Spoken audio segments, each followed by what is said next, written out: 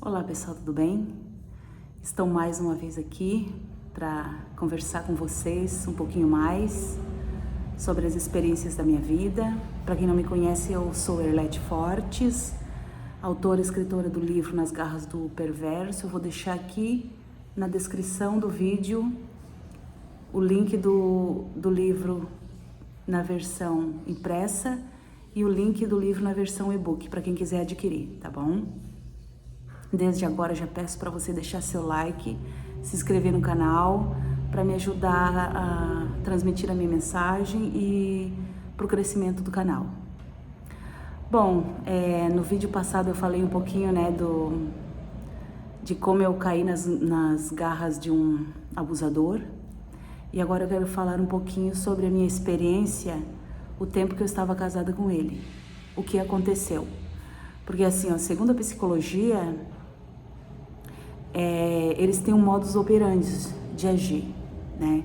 Começam com a lua de mel, que é onde eles se apresentam para você como um príncipe encantado, né? Depois vem o período da desvalorização, que ele começa a desvalorizar você, fazer você confundir a sua identidade, tentar mexer com a sua cabeça, tentar distorcer fatos e até mesmo a sua identidade, quem você é, né? Fazer você ter dúvidas. Depois vem um momento tenso, onde começam as agressões, os abusos, até chegar o momento do descarte, né? Isso é um ciclo bem divulgado e bem conhecido, né, pelas pessoas que já sofreram abuso.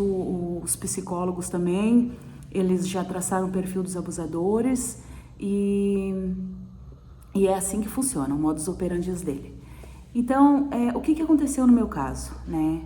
No vídeo passado eu falei que eu fui caçada, ele chegou na minha vida como um príncipe encantado, depois começaram os abusos, né? Pelas minhas costas falava mal de mim para as pessoas, fazia as pessoas acreditar que eu era uma pessoa megera, uma pessoa ruim, uma pessoa problemática, e na minha frente ele era uma pessoa perfeita, se fazia de bonzinho e me fazia acreditar que a errada era eu, né? As coisas erradas que eu via acontecendo, eu ia confrontar ele e ele tentava inverter a situação, que ele era o correto e eu era errada. A gente frequentava uma igreja quando estávamos casados ainda. Nós frequentávamos uma igreja e as pessoas da igreja tudo me olhavam assim com a cara torcida, né? Porque achavam que era eu a problemática. Mas aconteceram coisas assim absurdas que a gente parando para pensar depois a gente diz: como é que pode? Como que eu pude permitir acontecer uma coisa dessas, né? Como que eu não conseguia enxergar? Quando ele chegou na minha vida, ele dizia ser um missionário, um pastor evangélico, né? E quando a gente foi para a igreja, a gente ia para a igreja junto, né? Ele queria, por toda a lei, ser pastor, né? Pastor da igreja. Ele queria porque queria. Eu não entendia por qual motivo ele queria tanto ser um pastor. Hoje eu entendo, né? Porque eles têm ambição de poder e eles querem achar um lugar onde eles possam ter mais vítimas, né? Ter acesso a muito mais vítimas, onde existe muita gente vulnerável. Por que as pessoas procuram uma igreja? As pessoas procuram uma igreja porque elas querem Deus, porque elas querem cura das suas feridas, querem solução para os seus problemas, né? Então as pessoas chegam na igreja vulneráveis, né? Traumatizadas, e elas estão ali com o coração aberto, e ali é um campo fértil para que o lobo consiga, né, manipular as pessoas e dar os seus botes. Por isso que a gente tem que vigiar e olhar bem o lugar que estamos frequentando, né? Para que nós não venhamos a cair nas mãos desses lobos. Então, eu apoiava ele em tudo que ele fazia, apesar de eu achar errado, porque ele fazia muitas dívidas. A gente trabalhava na época com prestação de serviço, uma empresa que ele abriu no meu nome, a gente prestava serviços para reformas de casa, reforma predial, pintura predial, essas coisas todas. E a empresa era uma confusão total.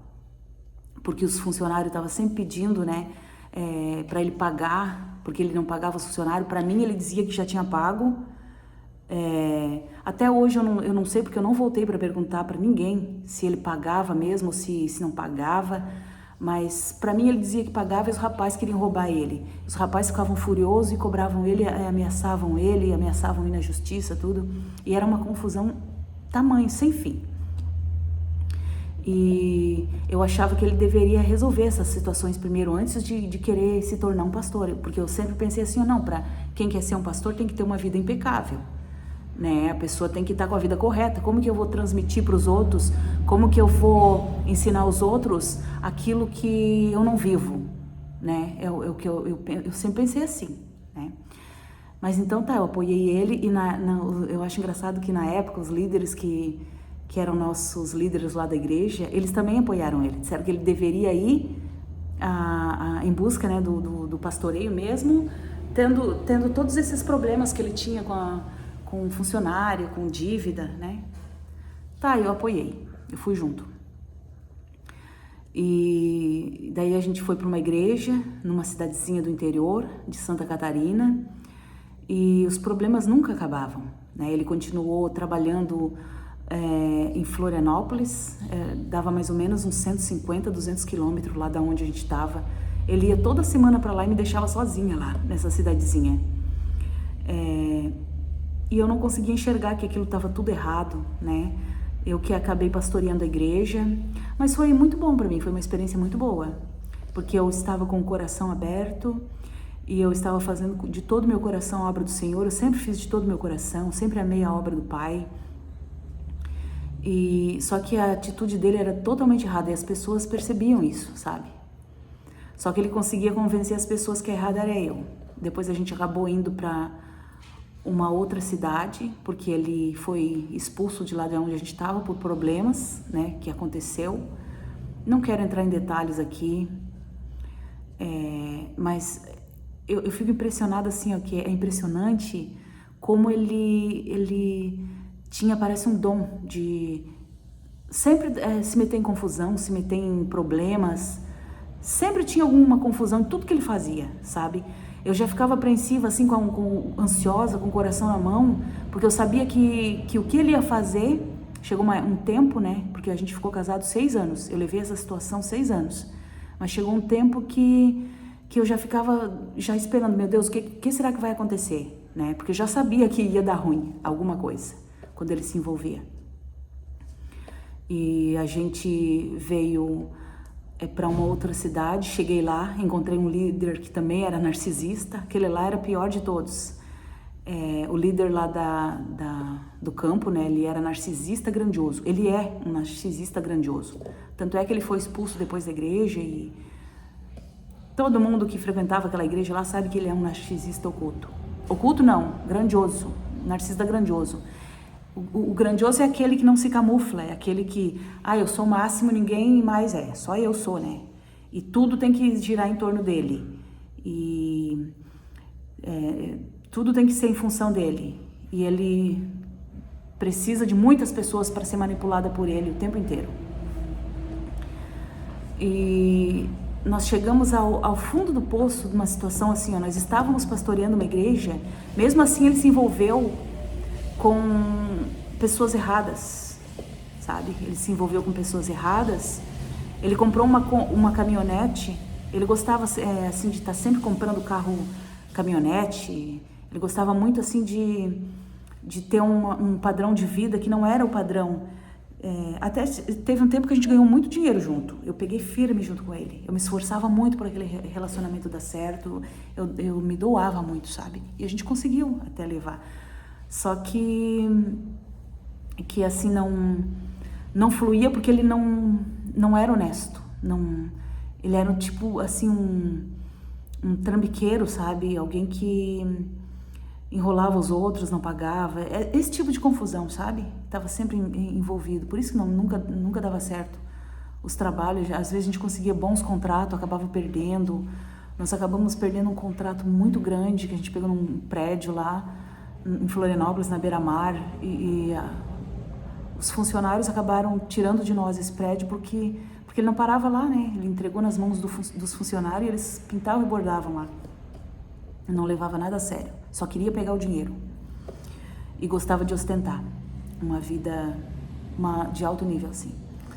E então ele comprou essa caminhonete, né, nessa cidadezinha do interior que nós estávamos numa cidadezinha do interior de Santa Catarina, fomos para outra, mais ou menos uns 100 quilômetros distante daquela outra lá. E ele comprou uma caminhonete de uma pessoa errada, de uma pessoa que não deveria ter comprado, e não pagou, né? E essa pessoa enviou dois bandidos na nossa casa, que nos amarraram, nos deixaram no banheiro, né? E fizeram o rapa na nossa casa. E levaram a caminhonete com todas as nossas coisas dentro. Até aí eu não tinha me ligado em o perigo que eu estava correndo, né? Por estar ao lado dele. Até aí eu não tinha caído a ficha. Depois que caiu minha ficha, que uma pessoa falou pra mim assim, ó: Erlete, se você continuar ao lado desse cara, ele vai pro fundo do poço e vai te arrastar junto. Daí me caiu uma ficha, parece assim que me deu eu acordei, sabe? Porque na verdade, eu não admitia um segundo divórcio na minha vida. Pra mim isso era o fim do mundo, né? Eu queria fazer dar certo de qualquer jeito e ia levando de qualquer jeito. Eu sei que tem muitas pessoas que estão me ouvindo nesse vídeo que estão passando pela mesma situação. Eu me preocupava muito com o que os outros pensavam de mim. Eu me preocupava com o que as pessoas iam pensar ou a opinião dos outros, né? E continuava naquela situação de humilhação, de abuso, sendo extorquida, agressões psicológicas, agressões patrimonial, porque ele tirava todo o meu dinheiro, tirava dinheiro da minha família também. Ele deu golpe na minha família e ele extorquia quem ele conseguisse extorquir, ele extorquia.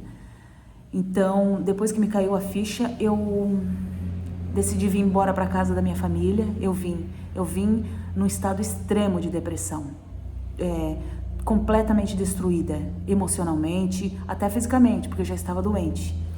E entrei numa aura de desespero, de tristeza, porque daí me caiu a ficha que ele não ia mudar, que ia ser sempre aquilo ali, sabe?